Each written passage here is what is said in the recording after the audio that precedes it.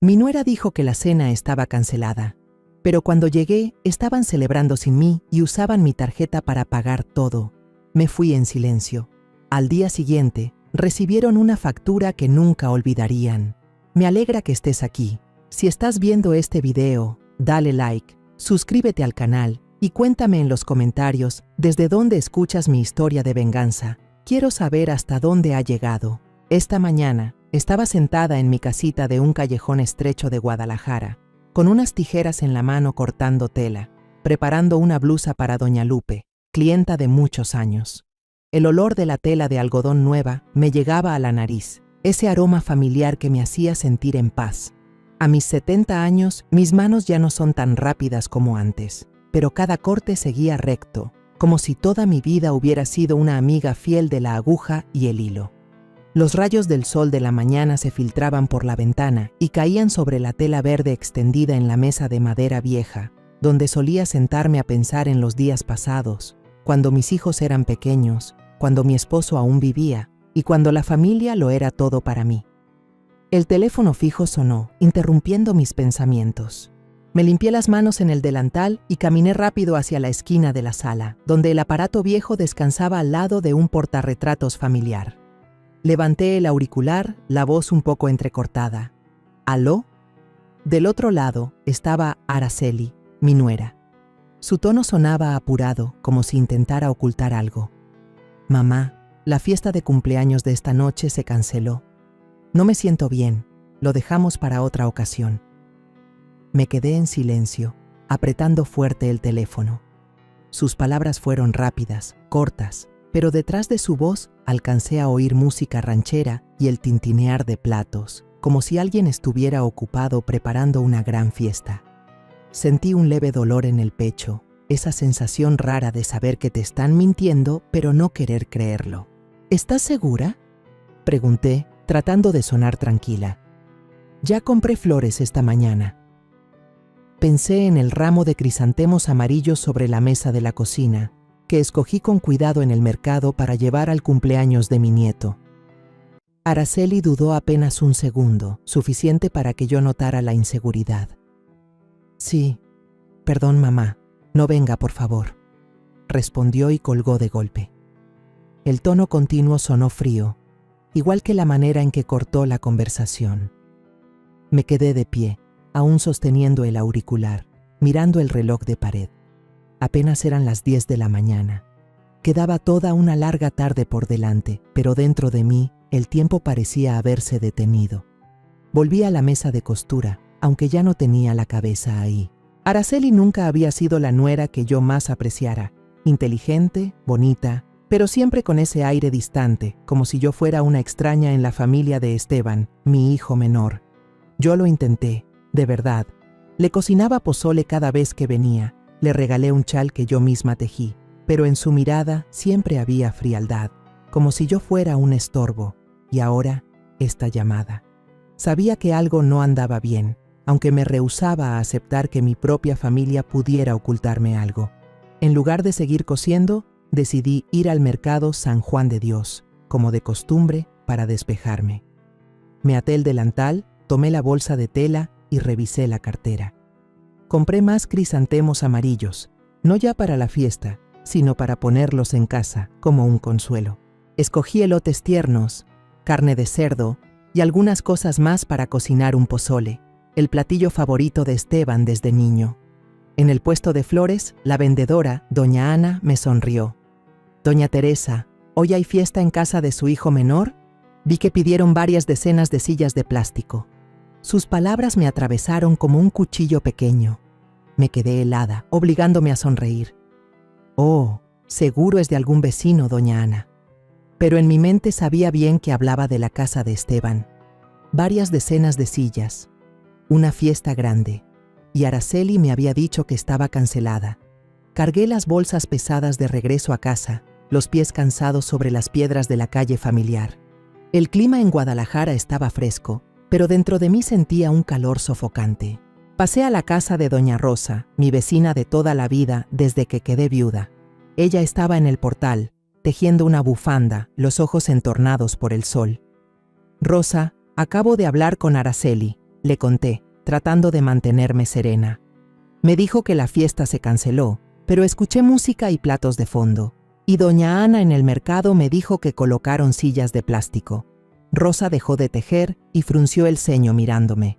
«Mija, aquí hay algo raro», dijo con voz grave, propia de quien ha vivido mucho.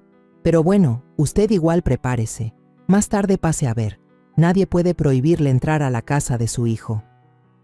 Asentí con la cabeza, abracé la bolsa de cosas y caminé hacia la casa. Las palabras de Rosa me dieron fuerza, pero también hicieron que mi corazón latiera más fuerte. No quería creer que Esteban, el hijo menor al que había cargado en mis brazos, al que le enseñé a amarrarse los zapatos, pudiera permitir que su esposa me tratara así. Pero en el fondo, sabía que debía enfrentarlo. Iría, quisiera o no Araceli. Al caer la tarde, me paré frente al espejo en la pequeña habitación. Me puse la blusa de manga larga, color beige, vieja, que solía guardar para ocasiones importantes. La tela estaba gastada en los puños, pero aún me parecía bonita, como un pedazo de memoria de los días en que todavía tenía a mi esposo y a toda la familia reunida. Me recogí el cabello, me miré al espejo, mis ojos cansados brillando con un poco de firmeza. En mis manos sostenía con fuerza la olla de pozole caliente. El calor traspasaba la tela que la cubría, recordándome que aún tenía algo que ofrecer, aunque el corazón me pesara. El ramo de crisantemos amarillos estaba sobre la mesa, fresco, como una promesa de que no dejaría que el dolor me detuviera. Acababa de llover y las calles de Guadalajara brillaban de agua. Llamé un taxi, porque a mis 70 años ya no tenía fuerzas para caminar tanto en un suelo resbaloso. Sentada en el coche, miré por la ventana. Las casas pasaban, las luces cálidas dentro de otros hogares me apretaban el pecho. Pensé en Esteban, el hijo menor al que cuidé noches enteras cuando tenía fiebre, al que llevé de la mano a comprar helado en la plaza. ¿Cómo podía dejar que Araceli me engañara así? ¿O acaso él también era cómplice?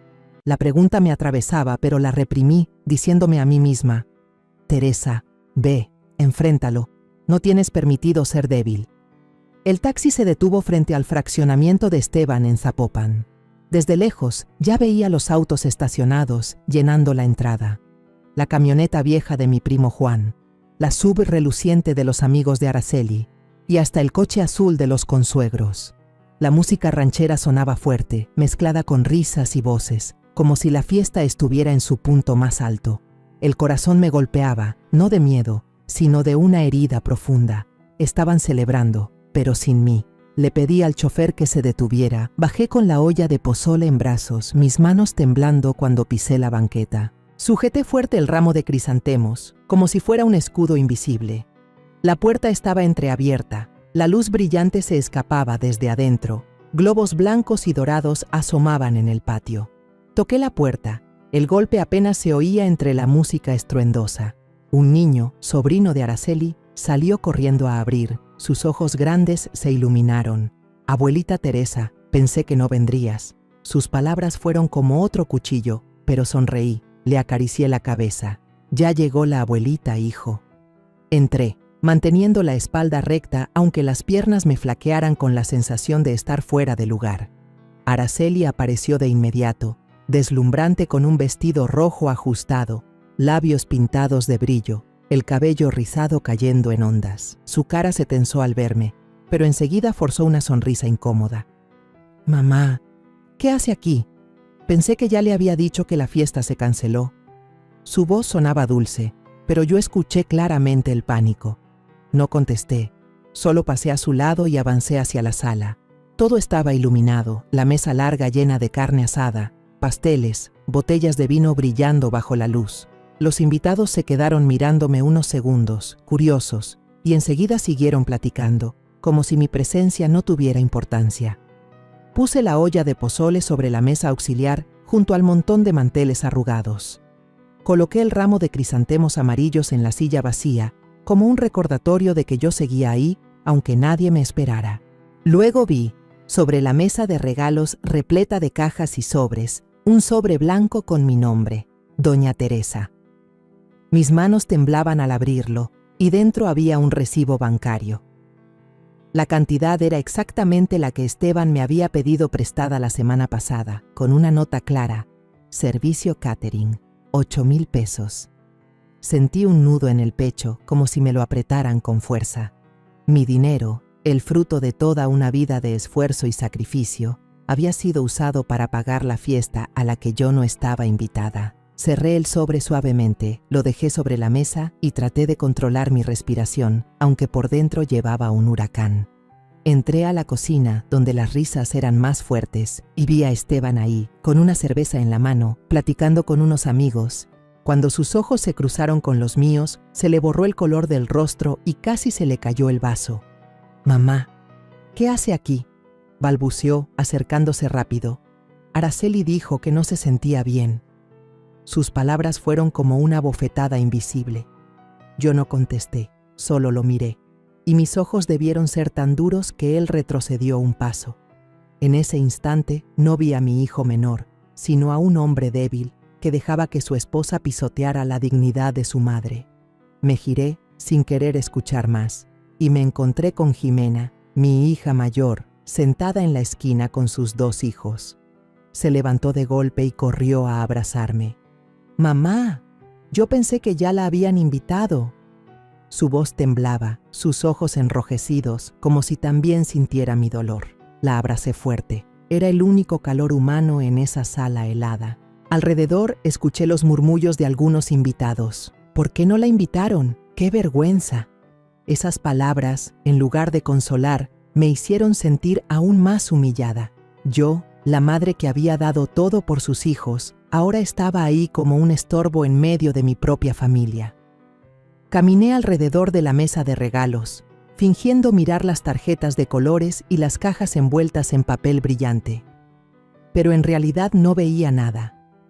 Solo quería encontrar un rincón para respirar, para juntar los pedazos de mí después de darme cuenta de que me habían dejado fuera de la celebración. Y entonces, entre los regalos, vi un sobre azul claro con mi nombre, Doña Teresa, escrito con esa letra inclinada que conocía tan bien. El corazón me dio un vuelco, como si presintiera lo peor. Tomé el sobre, lo abrí, y dentro había un comprobante del banco BBVA. La cantidad escrita, exactamente 8,000 pesos, lo mismo que Esteban me pidió prestado la semana pasada, con la promesa de que era para arreglar el coche.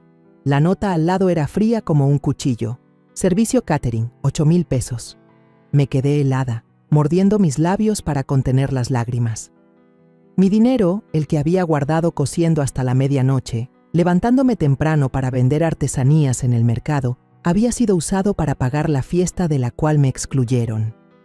Cerré el sobre de nuevo. La mano me temblaba tanto que casi lo solté, pero no me permití mostrar debilidad. No ahí. No frente a esa gente que reía como si nada. Desde lejos, sentí la mirada de Araceli. Estaba en la esquina, aún deslumbrante con su vestido rojo, pero al verme con el sobre en la mano, sus ojos mostraron un destello de nerviosismo. Solo por un segundo, antes de que recuperara la calma y volviera a sonreír, charlando con una amiga. Pero yo lo sabía, me observaba, como un gato al acecho. Quise acercarme, preguntarle de frente por qué, pero entonces una voz interrumpió mis pensamientos. Era una amiga de Araceli, con el cabello rizado, una copa de vino en la mano, que pasó junto a mí y comentó sin pensar: «Qué lindo que la suegra pagó todo, generosa, ¿no?». Se rió con un tono lleno de burla, como si yo fuera una anciana tonta que había abierto la cartera para su diversión. Me quedé paralizada, como si me hubieran abofeteado.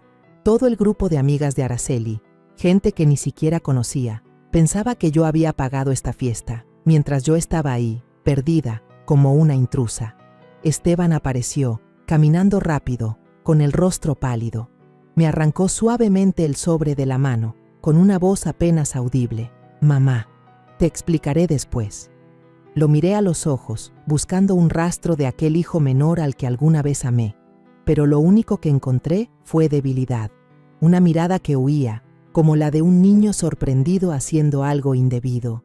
«¿Explicar?», pensé, pero no lo dije. ¿Qué explicación puede haber cuando mi dinero ya estaba sobre la mesa de la fiesta, cuando fue mi propio hijo quien permitió que su esposa engañara a su madre? No respondí, solo me di la vuelta, tratando de contener la furia que me quemaba el pecho. Quería gritar. Quería preguntarle por qué me dejaba pasar esta humillación, pero sabía que si abría la boca en ese momento, perdería el control.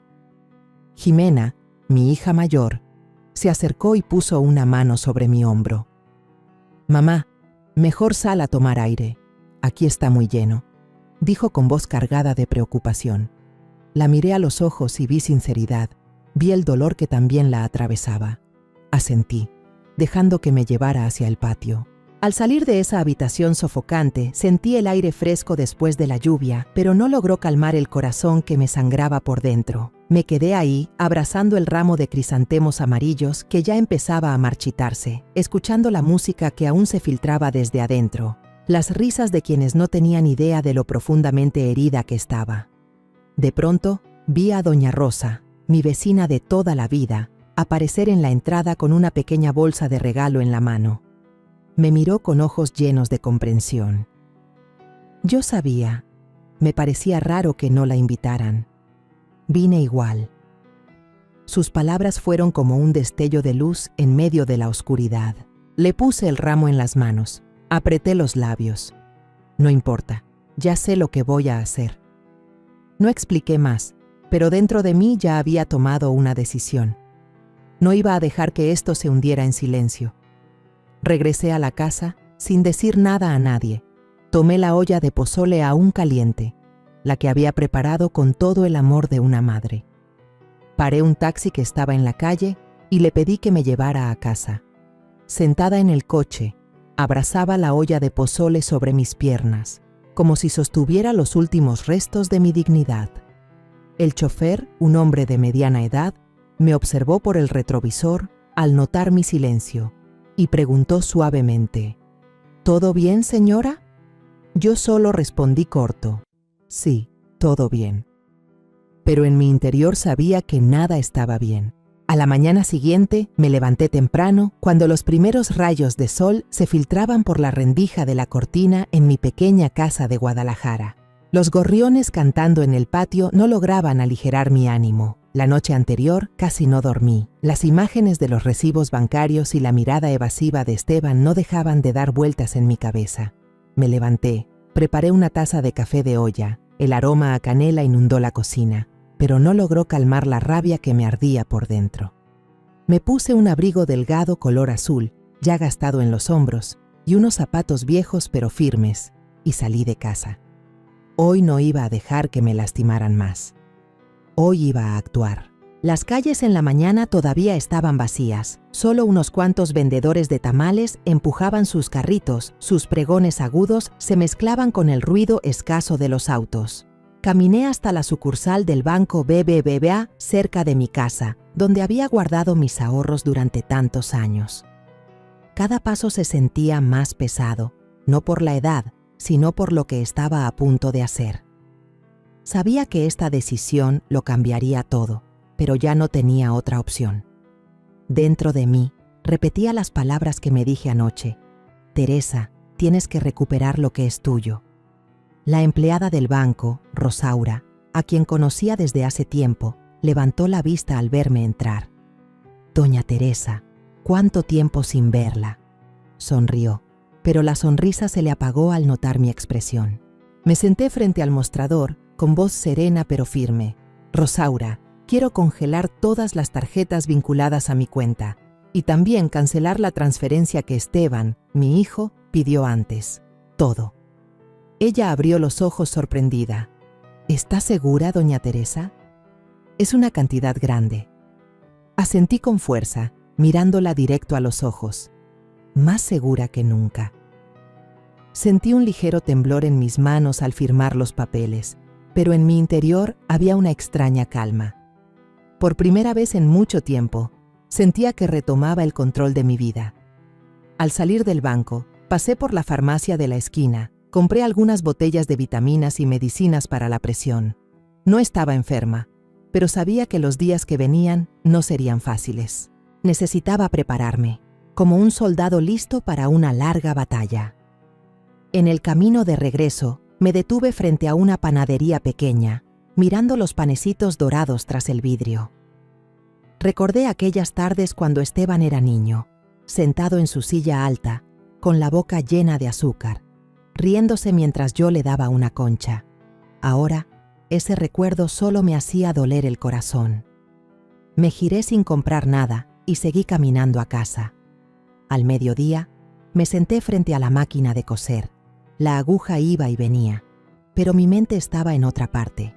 El teléfono fijo sonaba una y otra vez. El número de Esteban aparecía en la pantalla. Lo miré, pero no contesté. No estaba lista para escuchar excusas ni más mentiras. El timbre dejó de sonar. Luego volvió a insistir, pero yo seguí en mi sitio, cosiendo puntada tras puntada, como si cada hilo fuera una forma de contener mi rabia.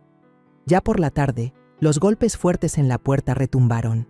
Me levanté, abrí y vi a 2 hombres parados allí, uno con una factura en la mano, el otro empujando un carrito lleno de cajas de vino y carne.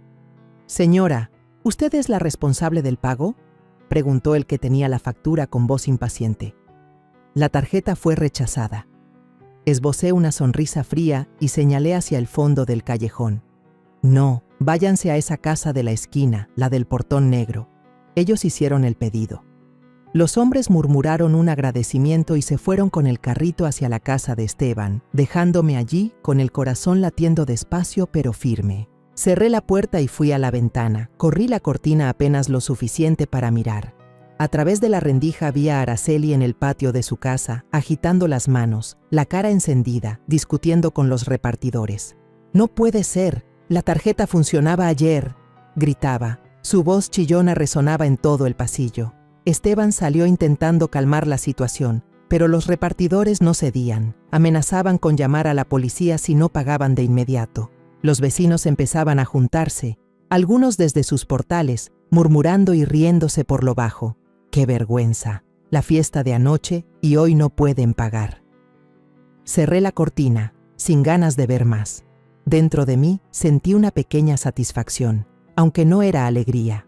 Era la sensación de alguien que finalmente devuelve un golpe, aunque sea apenas el primero. Por la noche llamé a doña Rosa para invitarla a comer un poco de pozole que había quedado del día anterior. Ella entró con un plato de tamales calientes, el olor a maíz llenando el aire. Nos sentamos en la mesa de madera vieja, con el murmullo del noticiero de la tele de fondo. Serví pozole en los tazones y le conté lo que pasó en el banco, lo del repartidor. Rosa escuchaba con atención, entornando los ojos y luego asintió. «Bien hecho, Teresa. Ellos tienen que saber que usted no es alguien a quien se puede menospreciar». Señalé hacia la ventana, donde las siluetas de Araceli y Esteban acababan de aparecer, discutiendo fuertemente bajo la luz del farol.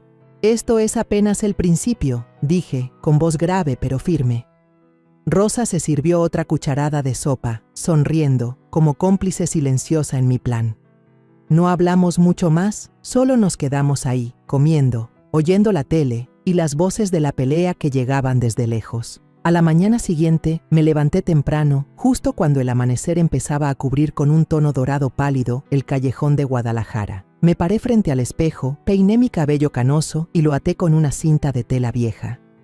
Ese día me puse un suéter azul oscuro y me cubrí con la bufanda que mi esposo me había regalado, la que había guardado como un tesoro todos estos años. Por dentro sentía una determinación extraña, como si me estuviera preparando para un gran cambio.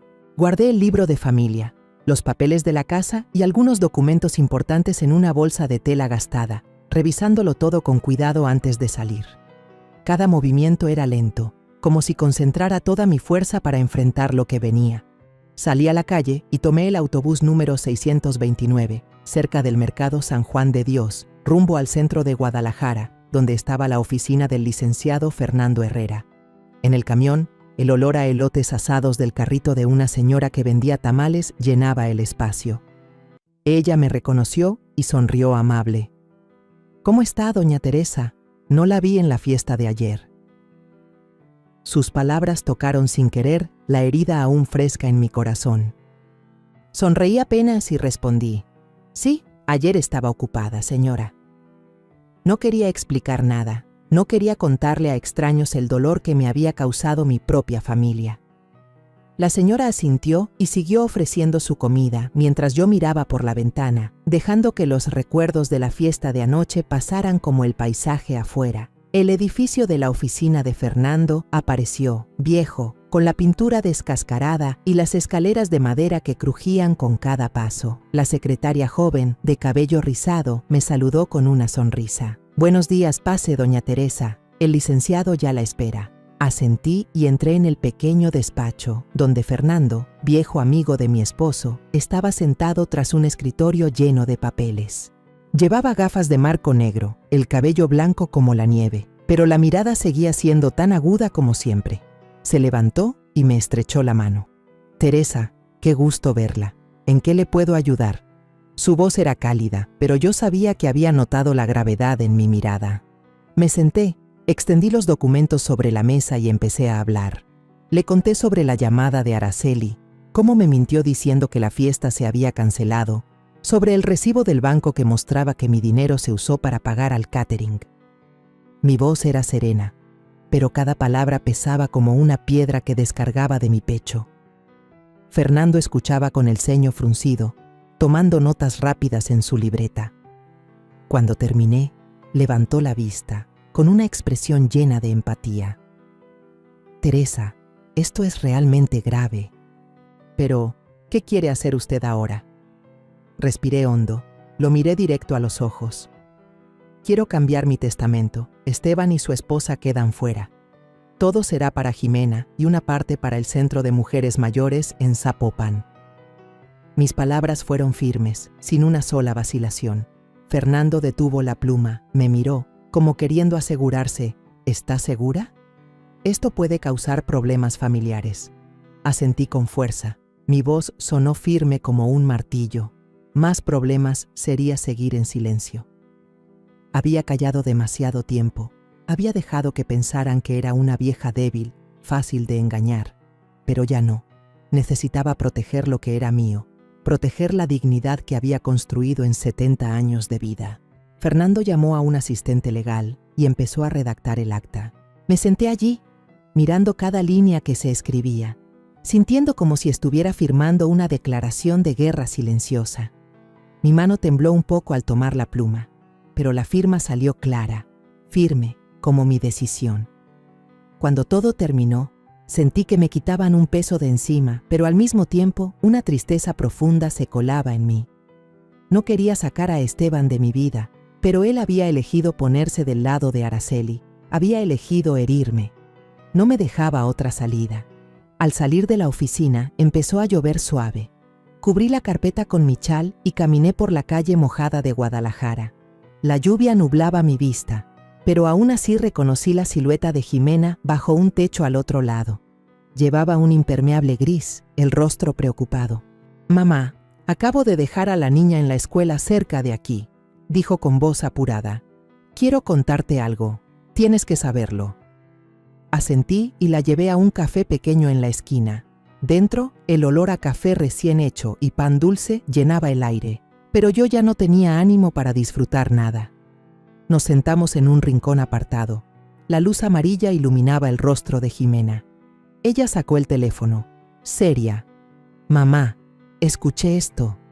Tienes que saberlo», dijo en voz baja, pero decidida.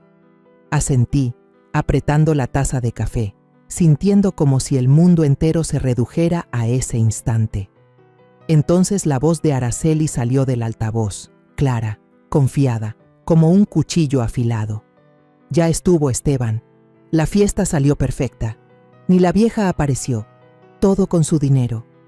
Sentí la sangre helarse en mis venas. La vieja. Esa palabra me cayó como una bofetada. Yo, que había dedicado mi vida a criar a Esteban, a sacrificarlo todo por la familia, ahora era llamada así por mi nuera con tanto desprecio.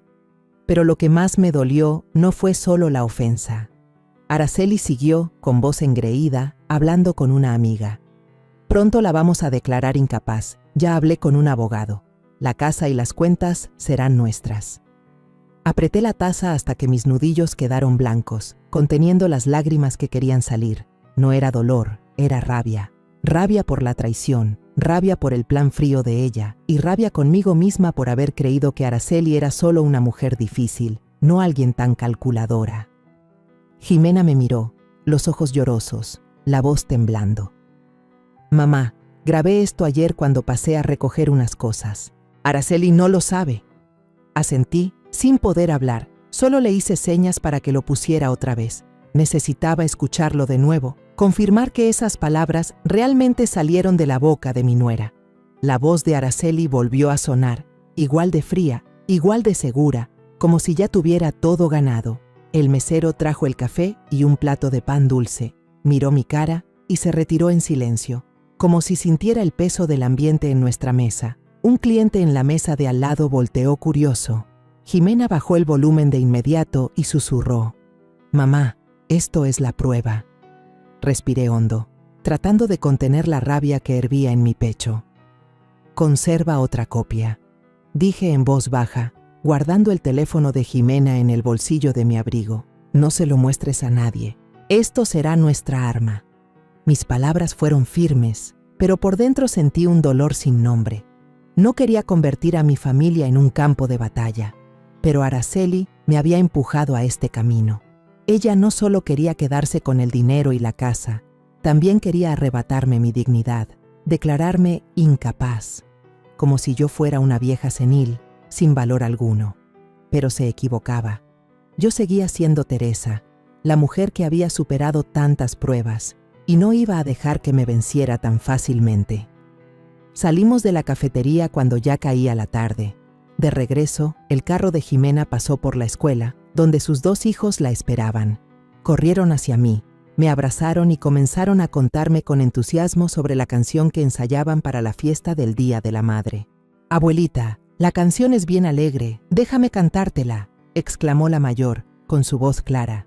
Me incliné, besé sus frentes y forcé una sonrisa.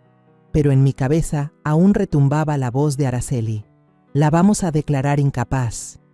Abracé a los niños con fuerza, como si fueran el único sostén que me quedaba entre la frágil línea de mi familia.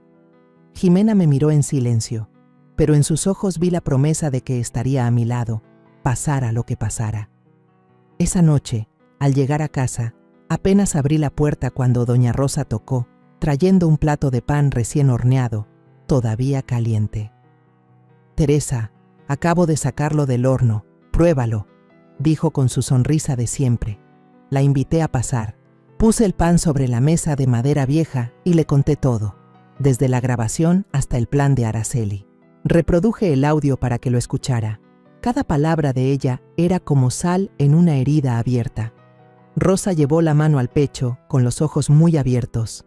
«Dios mío, esa mujer es peligrosa. Tenga cuidado, Teresa». Asentí, mientras recogía la mesa, y mi mirada se desvió hacia la ventana, donde la casa de Esteban seguía iluminada. Esa luz, que antes significaba alegría familiar, ahora solo me producía un frío vacío. Me senté, miré a Rosa y hablé con voz grave pero firme. «No voy a dejar que ella gane, Rosa. No es por el dinero, es por mi dignidad». Rosa asintió, sirviéndose un poco de pozole que había quedado del día anterior, como si aprobara mi decisión. Miré hacia afuera y vi las siluetas de Esteban y Araceli recortadas bajo la luz. En mi interior lo sabía bien. La verdadera batalla apenas comenzaba, y yo no iba a dar un paso atrás. Al amanecer, me levanté cuando los primeros rayos entraban por la rendija de la cortina e iluminaban mi pequeña cocina en Guadalajara. El aroma del café de olla subía de la olla de barro sobre la estufa, mezclado con canela y piloncillo, ese olor que había sido mi consuelo cada mañana a lo largo de 70 años. Preparé un desayuno sencillo, una taza de café caliente y un par de panes dulces que habían quedado de ayer. Los puse sobre la mesa de madera gastada, pero hoy no tenía apetito. Mi mente seguía cargada por lo ocurrido en la fiesta, por la grabación de Araceli y por la decisión de cambiar el testamento que acababa de firmar. Me senté, doblando unas prendas recién cosidas, intentando mantener mis manos ocupadas para no pensar demasiado. Pero en el fondo sabía que este no sería un día fácil.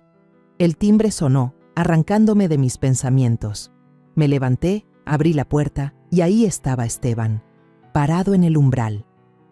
Tenía el cabello despeinado, la camisa mal abotonada y el rostro cansado, como si no hubiera dormido en toda la noche. Me miró con ojos llenos de remordimiento y, de repente, me abrazó rápido y torpemente, como buscando aliviar algo. «Mamá», murmuró con la voz quebrada. Me quedé quieta, dejándolo abrazarme, pero sin corresponder. Por dentro quería estrecharlo fuerte, como cuando era niño, pero el dolor de estos días había levantado un muro invisible entre nosotros. Lo invité a pasar, con un tono más frío de lo que hubiera querido. «Siéntate, Esteban». Le serví una taza de café, la puse frente a él y luego me senté enfrente. El ambiente en la pequeña cocina era pesado, solo se escuchaba el tic-tac constante del reloj de pared. Esteban tomó la taza, pero no bebió, solo la removía sin parar, con la mirada baja, evitando verme. Respiré hondo, tratando de mantener la calma en mi voz. «Esteban, quiero que me digas la verdad. ¿Sabías que esa fiesta nunca se canceló?» Él dejó de mover la cuchara. Su mano se quedó rígida, pero siguió sin levantar la cabeza. Su silencio fue como una confesión, y eso me apretó el corazón, como si alguien lo estrujara. Me levanté, abrí un cajón y saqué el sobre con el recibo del banco que había guardado desde aquella noche. Lo puse sobre la mesa, justo frente a él. «Entonces, ¿qué es esto?», pregunté, con voz aún serena pero cortante. Esteban levantó la vista, los labios temblorosos, los ojos fijos en el papel. «Mamá, lo siento», dijo con un hilo de voz. «Yo solo quería paz en la casa». «Araceli». No me atreví a contradecirla. Sus palabras fueron otra puñalada, no por la verdad, sino por la debilidad que cargaban. Mi hijo, aquel niño al que alguna vez cuidé en sus fiebres, al que enseñé a amarrarse los zapatos, ahora me confesaba que dejó que su esposa me humillara solo por mantener la paz en la casa. Lo miré directo a los ojos, sin decir nada, esperando. Quería que dijera más, que me diera una razón para poder perdonarlo. Al final, bajó la cabeza y murmuró casi en un suspiro. Yo sabía que la fiesta seguía. Yo dejé que Araceli decidiera. Esa confesión, aunque ya la presentía, me dolió igual. Quise gritar, preguntarle cómo pudo dejarme afuera de mi propia familia, pero me contuve. Solo lo miré, con una mirada que debió ser dura, porque noté cómo sus hombros se estremecieron. En ese momento, tocaron la puerta. Doña Rosa, la vecina de confianza, entró con un paquete de queso fresco recién comprado en el mercado. «Teresa, le traje esto», dijo, y se detuvo al ver a Esteban. Me miró entendiendo al instante la tensión. La invité a sentarse, sin ocultar nada. «Rosa, ¿sabe qué? Mi hijo acaba de decirme la verdad». Dejó que su esposa me humillara frente a toda la familia. Esteban agachó más la cabeza, con las manos entrelazadas, como si quisiera desaparecer. Rosa suspiró, se sentó y lo miró con seriedad. «Mijo, no hay excusa. A una madre no se le trata así». Esteban quiso responder, la voz entrecortada, pero cayó de golpe. Vi sus ojos enrojecidos, pero no me ablandé. No esta vez. Me puse de pie y hablé con firmeza. «Esteban, si sigues poniéndote del lado de Araceli, lo perderás todo. No solo el dinero, también a tu madre». Mis palabras fueron un corte frío y directo. No quería herirlo, pero necesitaba que entendiera que yo no era una anciana débil, dispuesta a perdonar cualquier cosa. Esteban no dijo nada, solo asintió levemente, y no supe si era aceptación o simple miedo. Se levantó, saludó con torpeza a Rosa y se fue, dejándonos a las dos en aquella cocina en silencio. Por la tarde, el sol de Guadalajara ya se había suavizado y un resplandor dorado entraba por la ventana de mi pequeña casa, iluminando la mesa de madera donde Jimena y yo estábamos sentadas frente a frente. Sobre la mesa, 2 tazas de café de olla soltando vapor, pero ninguna de las dos las tocaba. Jimena me miraba con ojos entre preocupados y resueltos. «Mamá», dijo con voz baja pero firme, «yo estoy segura de que Araceli volverá a llamar a su abogado para presumir. Tenemos que escuchar. Necesitamos más pruebas. Sus palabras encendieron una chispa en mí. Asentí. Apreté su mano con fuerza, sintiendo que madre e hija nos preparábamos para una batalla sin tregua. De acuerdo, hija. Respondí en voz baja pero llena de determinación. Lo haremos. Esa noche, Jimena y yo planeamos todo con detalle. Ella fingiría ir a la casa de Esteban por unas cosas viejas que habían quedado de la mudanza anterior. Una excusa lo bastante natural para que nadie sospechara. Yo iría con ella, pero me quedaría en el auto, esperando. Antes de salir de casa, revisé la bolsa de tela donde guardaba la primera grabación que Jimena me había dado ayer. Era como un amuleto, un recordatorio de que no estaba luchando sola. Cuando subimos al auto, miré a Jimena. Vi en sus ojos un brillo de valentía y me dije a mí misma: Teresa, tienes que ser fuerte, por tu hija, por ti misma. Manejamos hasta el fraccionamiento de Esteban en Zapopan. La noche ya había caído, las luces de la calle apenas iluminaban las casas silenciosas. Aparqué a cierta distancia, lo suficiente para no llamar la atención, pero desde ahí podía ver el resplandor de la sala. Jimena tomó el teléfono, activó la grabadora y me susurró: «Mamá, lo haré rápido. Si pasa algo raro, te haré una seña». Asentí. Apreté su mano una vez más antes de que bajara del auto. El corazón me golpeaba con fuerza. Me sentía ansiosa, como si en cualquier momento se me fuera a salir del pecho. Desde la oscuridad, observé cómo su silueta desaparecía tras la reja. Dentro de la casa, Jimena fingió revisar una caja con libros viejos en la sala y habló en voz alta, natural, como si hablara sola. «Seguro que los dejé aquí, los libros de los niños».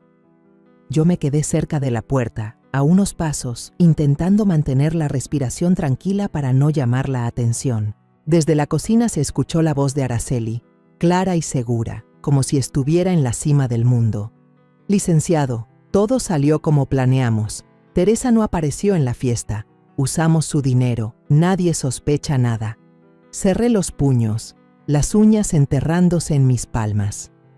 Sus palabras fueron como un cuchillo, confirmando todo lo que temía, pero aún así me dolían por su crueldad. Jimena me miró y con los ojos me dio la señal. Dejó el teléfono junto a la puerta de la cocina mientras seguía fingiendo que revisaba la caja. Yo estaba ahí, con el corazón desbocado, sintiendo que el mundo se reducía a cada palabra de Araceli. Ella continuó, con voz calculadora: «Lo siguiente es declarar que está perdiendo la memoria. Usted me dijo que hay un trámite para incapacitarla legalmente». «Sí, quiero que la casa quede a nombre de Esteban y mío». Del otro lado de la línea se escuchó la risa corta de un hombre y luego su voz calmada: «Tranquila, vamos paso a paso». Apreté la mano de Jimena, las dos en silencio, dejando que la grabadora captara cada palabra. Quise irrumpir en la cocina, enfrentarla de inmediato, pero sabía que no era el momento. Necesitábamos pruebas, necesitábamos calma. De pronto, un niño de la familia entró corriendo a la cocina y tiró un vaso de agua. El sonido del vidrio al romperse se mezcló con la voz irritada de Araceli. «Cuidado, ¿no ves que estoy hablando de cosas importantes?». Jimena aprovechó el momento, tomó el teléfono y lo guardó en el bolsillo de su chaqueta. Luego me miró e hizo un gesto para irnos. Dijimos que teníamos que regresar porque los niños nos esperaban. Araceli apenas asintió. Su mirada pasó por encima de mí con indiferencia, sin sospechar nada. Yo salí de esa casa erguida, intentando mantener la espalda recta, aunque las piernas me temblaban por la rabia y el dolor que hervían dentro de mí. De regreso a casa, en el auto, Jimena volvió a poner la grabación. La voz de Araceli sonó otra vez, cada palabra como sal en una herida que aún no cicatrizaba. Miré por la ventana. Las luces de la calle pasaban sobre mi rostro, borrosas como los recuerdos de una familia feliz de antaño. «Ahora tenemos un arma en las manos», murmuré, con la voz temblorosa pero firme. Jimena asintió, me tomó la mano. «Mamá, no voy a dejar que ella te haga daño. Vamos a pelear hasta el final». La miré. El corazón se me calentó por la compañía de mi hija. pero al mismo tiempo una tristeza profunda me invadió. No quería que mi familia se convirtiera en un campo de batalla, pero Araceli no me había dejado otra opción. Una mañana de inicio de semana, me levanté temprano, cuando los primeros rayos del sol se colaban por la cortina, cubriendo la pequeña casa en Guadalajara con una luz suave. Me paré frente al espejo, peiné mi cabello canoso con cuidado y lo até con una cinta vieja. Ese día escogí un abrigo de lana gris, que solo usaba en ocasiones importantes, como un recordatorio de que estaba por entrar a una batalla sin tregua. Revisé la carpeta de documentos y guardé con cuidado la memoria USB que contenía la grabación de Araceli en el bolsillo más pequeño, como si fuera un arma valiosa. El corazón me latía fuerte, no por miedo, sino por una determinación que nunca había sentido tan clara. Ese día me enfrentaría a Esteban y a Araceli, y no iba a permitir que pensaran que yo era una vieja fácil de engañar. Llamé a Esteban y a Jimena. Les pedí a ambos que fueran esa mañana a la oficina del licenciado Fernando Herrera. La voz de Esteban al teléfono temblaba, como si supiera lo que le esperaba, mientras que Jimena solo contestó breve: «Voy a estar ahí, mamá». Al colgar, me senté en la mesa de la cocina, miré la taza de café de olla ya fría y me dije a mí misma: «Teresa, ya llegaste hasta aquí. No puedes echarte para atrás». Revisé otra vez los papeles, desde el acta de la casa hasta los recibos del banco, todo listo para defender lo que me pertenecía. Jimena pasó a recogerme en su carro viejo. El motor traqueteaba como reflejo del cansancio de las dos. Sus hijos iban en el asiento trasero, cantando una canción de la escuela, sus voces claras como rayos de sol de la mañana. Sonreí y les acaricié la cabeza, aunque por dentro sentía un peso enorme. Dejé a los niños con doña Rosa, la vecina siempre dispuesta a ayudar, y me subí al auto con Jimena. En el camino, ella tomó mi mano sin decir palabra, pero su mirada me decía que siempre estaría a mi lado.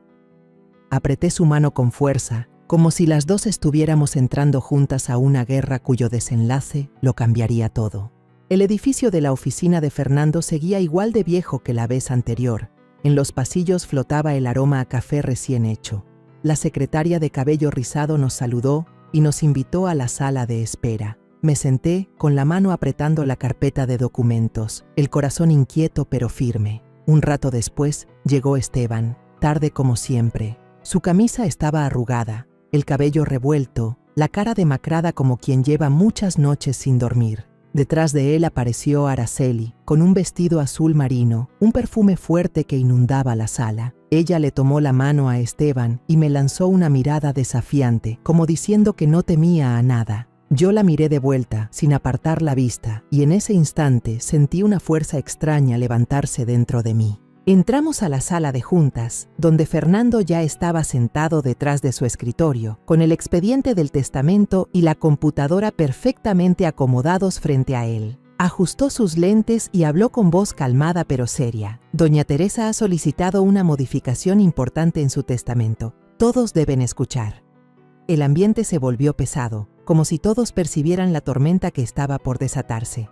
Me puse de pie, miré directo a Esteban y a Araceli, y con voz clara, sin titubeos, dije: «Mis bienes, incluyendo la casa y la libreta de ahorros, quedarán bajo la administración de Jimena. Esteban, tú solo tendrás derecho a heredar si te divorcias de Araceli y vuelves a vivir con tu madre por un tiempo». Toda la sala quedó en silencio. Esteban me miraba, los ojos muy abiertos, lleno de asombro, como si no pudiera creer lo que acababa de escuchar. Araceli se sonrojó, apretó con fuerza la mano de su esposo y gritó: «Esto es una locura, usted no puede hacer eso».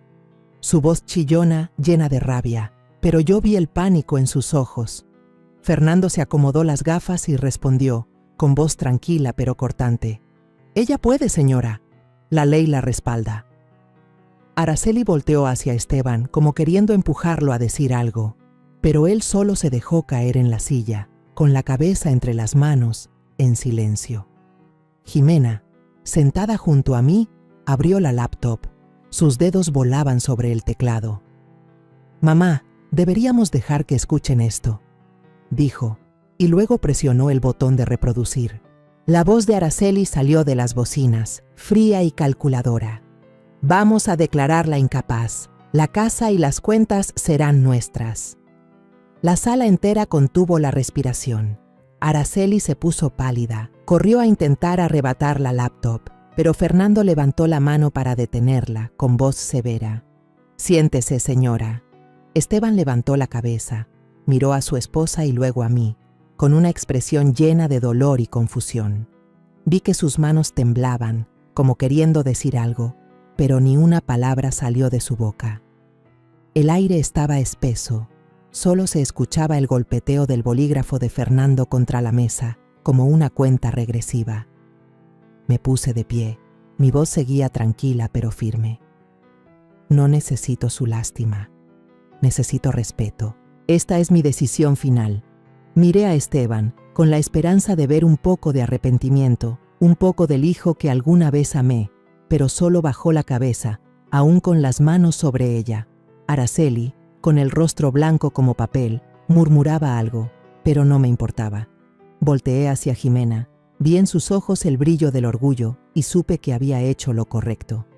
2 días después de la tensa reunión en la oficina del abogado, recibí una llamada de Fernando. Su voz era calmada, pero no escondía la gravedad. «Teresa, Araceli contrató a un abogado. Están preparando una demanda contra usted por maltrato psicológico y exigen compensación por los gastos de la fiesta de cumpleaños». Me quedé inmóvil en la pequeña cocina, apretando el auricular, sintiendo que todo giraba a mi alrededor. ¿Maltrato psicológico? ¿Yo? La madre que dedicó toda su vida a sacrificarse por sus hijos, ahora acusada por mi nuera de algo así. Pero en lugar de miedo, sentí que una llama de ira se encendía en mi interior. «Gracias, Fernando», respondí, con voz firme. «Si quieren jugar a esto, yo voy a responderles».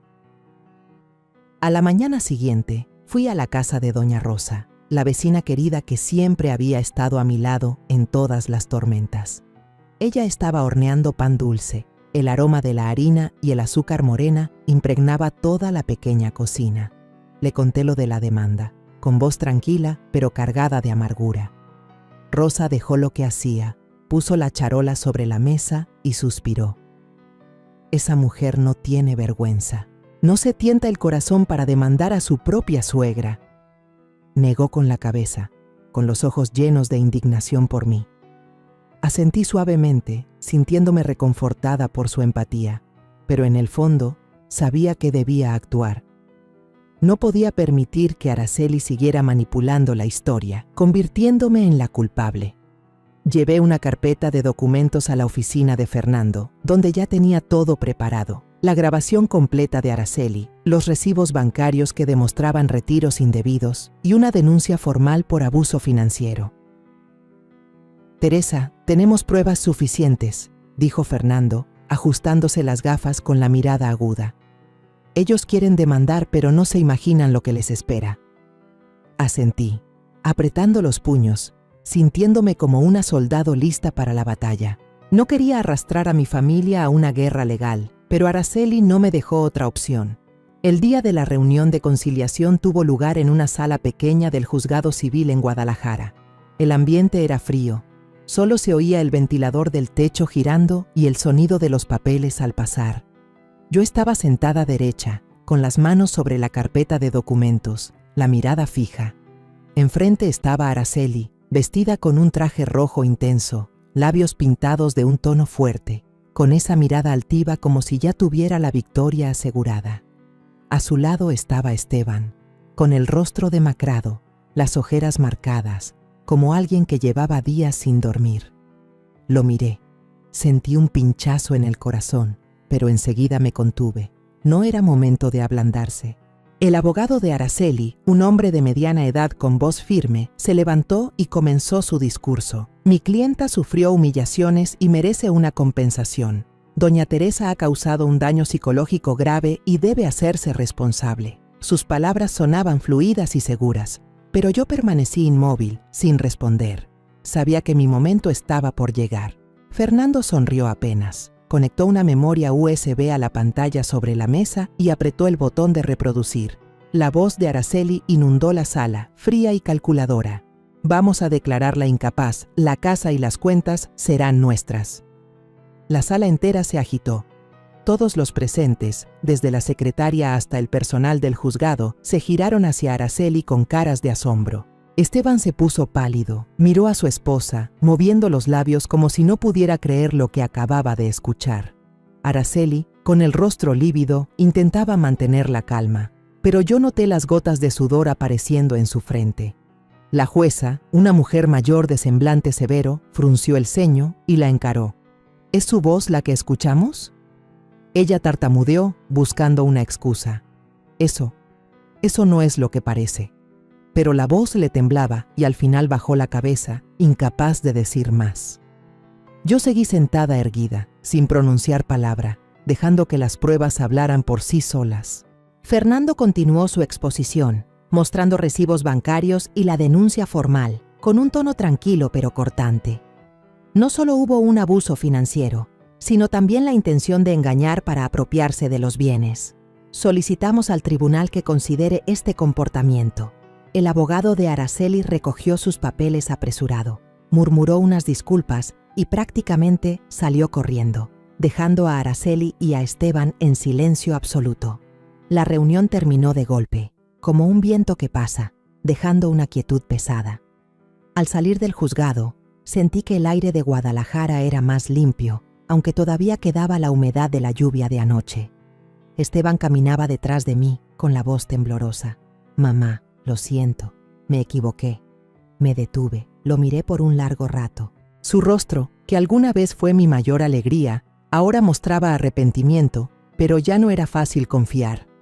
«El perdón toma tiempo, Esteban», le dije, con un tono frío pero cargado de dolor. «Ya te he dado muchas oportunidades». Él bajó la cabeza, en silencio, y yo seguí mi camino, subiéndome al coche donde Jimena me esperaba. Por la tarde, regresé a casa y encontré a Jimena con sus 2 hijos esperándome. Corrieron hacia mí, me abrazaron, hablándome emocionados de un dibujo nuevo que habían hecho en la escuela. Me senté en la mesa de madera vieja, donde doña Rosa acababa de dejar un plato de pan dulce recién horneado. Todos nos reunimos, comiendo, riendo, y por primera vez en muchos días sentí un poco de paz. Miré los rostros familiares, a quienes de verdad me querían, y entendí que había logrado lo más importante, recuperar mi dignidad y el derecho a decidir sobre mi vida. Apreté la mano de Jimena, sonreí a los niños y me dije a mí misma: «Teresa, ganaste, no por el dinero, sino por ti». La historia que contamos es ficticia, pero está basada en algunos hechos reales. Los nombres y lugares han sido cambiados para proteger la identidad de quienes estuvieron involucrados. No contamos esto para juzgar, sino con la esperanza de que alguien escuche y se detenga a pensar: ¿cuántas madres están sufriendo en silencio dentro de su propia casa? Siento verdadera curiosidad. Si fueras tú, en mi lugar, ¿qué harías? ¿Elegirías callar para mantener la paz o te atreverías a enfrentarlo todo para recuperar tu voz? Quiero saber lo que piensas, porque cada historia es una vela que puede iluminar el camino de alguien más. Dios siempre bendice, y yo creo firmemente que el valor nos lleva a días mejores. Mientras tanto, en la pantalla final te dejo 2 de las historias más queridas del canal. Te aseguro que te sorprenderán. Gracias por haberte quedado hasta aquí.